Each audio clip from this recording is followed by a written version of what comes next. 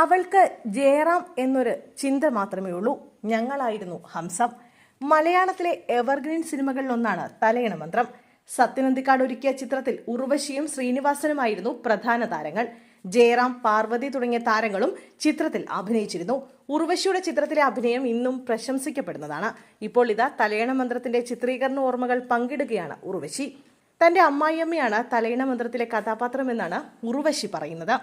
ചിത്രത്തിന്റെ ചിത്രീകരണത്തിനിടെ പാർവതിയും ജയറാമും തമ്മിൽ പ്രണയത്തിലായിരുന്നുവെന്നും ഉർവശി ഓർക്കുന്നുണ്ട്. സത്യേട്ടൻ വേഗത്തിലൊന്ന് കഥാപാത്രത്തെക്കുറിച്ച് പറഞ്ഞു തന്നു.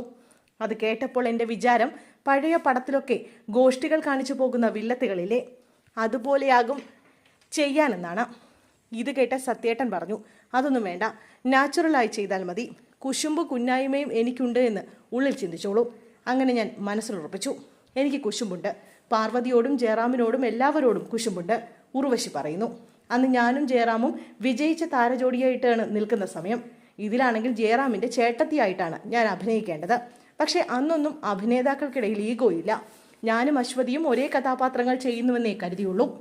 അവൾക്കും ഒന്നും അറിയില്ല, എനിക്കും ഒന്നും അറിയില്ല. കിട്ടുന്ന സമയത്ത് സന്തോഷമായിട്ടിരിക്കുക എന്നതേ ഞങ്ങളുടെ ചിന്തയിലുള്ളൂവെന്നും താരം പറയുന്നു.